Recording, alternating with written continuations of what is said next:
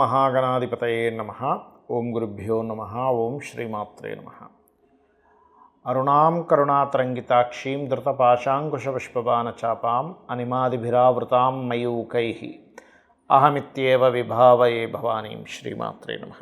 ప్రేక్షకులకి ఆ లలితాంబిక అమ్మవారి యొక్క అనుగ్రహం పరిపూర్ణంగా కలగాలని మనస్ఫూర్తిగా కోరుకుంటూ మనం ఈరోజు వార ఫలితాలలో 24వ తేదీ నుంచి 30వ తేదీ వరకు ఉన్నటువంటి గ్రహస్థితి ఏ విధంగా ఉంది అనేటువంటి విషయాలు మనం తెలుసుకుందాం. ముందుగా మిథునంలో గురు సంచారం జరుగుతుంది.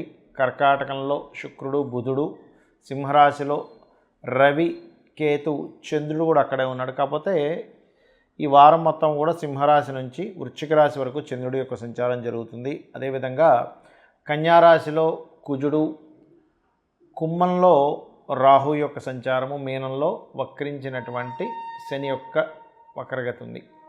ఈ యొక్క గ్రహస్థితిని అనుసరించి ద్వాదశ లగ్నాల వారికి, లగ్నం తెలియని వారు రాశిని చూసుకోండి, అభ్యంతరం ఏం లేదు, కన్ఫ్యూజన్ ఏం అవ్వకండి. ఇక్కడ ఎటువంటి ఫలితాలు వస్తాయి, ఏ విషయాల పట్ల జాగ్రత్త వహించాలి అనేటువంటి అంశాలు చెప్తుంది నేనైనప్పటికీ కూడా చెప్పిస్తుంది సాక్షాత్ లలితా అమ్మవారిగా భావిస్తూ ఒక్కొక్క విషయం మనం తెలుసుకుందాం. మిథున లగ్నము, మిథున రాశి. మిథునం వారికి మీ యొక్క రాశ్యాధిపతి ధనస్థానంలో ఉంటూ 12వ అధిపతితో ఎప్పుడైతే కలిసి ఉన్నాడో ఇది ధనయోగాన్ని అద్భుతంగా పెంచనుంది. కాకపోతే లగ్నంలో గురువు ఉన్నందుకు కొంచెం జీవిత భాగస్వామి పార్ట్నర్స్తో కోల్డ్ వార్ లాగా కొంత స్ట్రెస్ అనేటువంటిది, ఎంతైనా సరే బాధకుడు కాబట్టి ఆ యొక్క స్ట్రెస్ అనేటువంటిది ఉంటూ ఉంటుంది.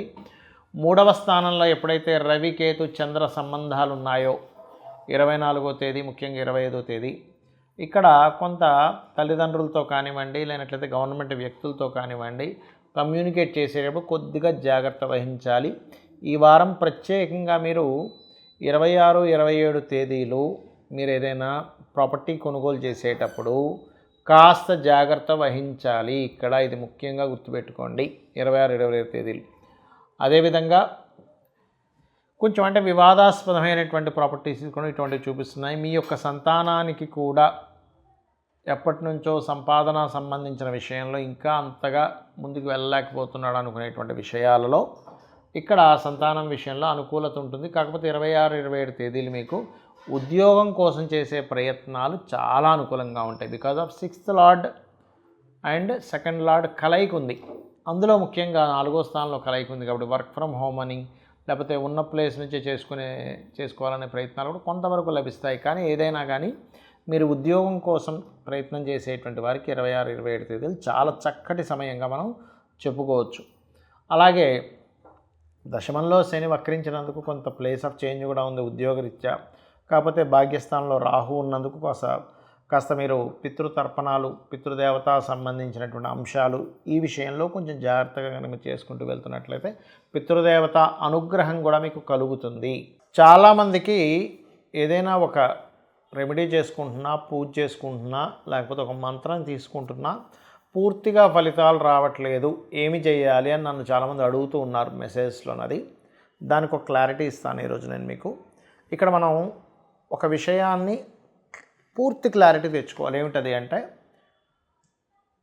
మనం ఒక అనుభవం పొందుతున్నాం అంటే అది మంచి అనుభవం కానివ్వండి, అంటే మనం ఒక లాభాన్ని పొందుతున్నాం, లేకపోతే ఒక నష్టాన్ని పొందుతున్నాం, ఒక బాధని మనం పొందుతున్నప్పుడు ఇది ఏదైతే ఉందో ఇదంతా కూడా మొట్టమొదటిగా పూర్వజన్మల్లో మనం చేసుకున్నటువంటి కర్మ వల్ల వస్తుంది అనేది ఒక క్లారిటీ రావాలి.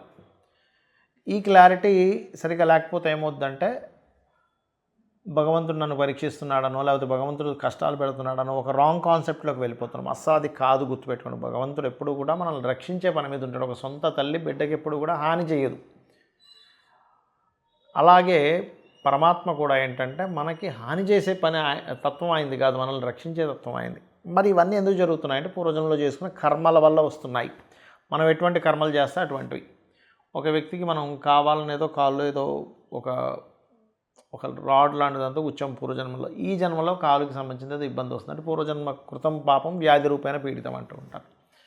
అయితే ఇక్కడ ఈ రెమెడీస్ చేసుకునేటప్పుడు ఒక లలితా సహస్రనామ మంత్రం కావచ్చు, ఒక దానం ఇవ్వడం కావచ్చు, ఒక గురువుగారి దగ్గర తీసుకున్నటువంటిది ఏదైనా కావచ్చు, అది ఎలా పనిచేస్తుంది అంటే మీరు దాన్ని కంప్లీట్గా ఒక పూజ గదిలో కూర్చొని దాన్ని ఆ మంత్రాన్ని మీరు కూర్చొని మీ బుద్ధికి తోచింది, ఇప్పుడు ఎవరో ఏదో మంత్రం ఇవ్వడం వల్ల నేను ఇది చేయాలని, కానీ మీ మనసు అక్కడ కనెక్ట్ అవ్వనంతసేపు మీరు చేసేటువంటి మంత్రానికి, మీరు చేసేటువంటి పూజకి, మీరు చేసేటువంటి అష్టోత్తరాలకి ఎక్కడా కూడా ఫలితం రాదు.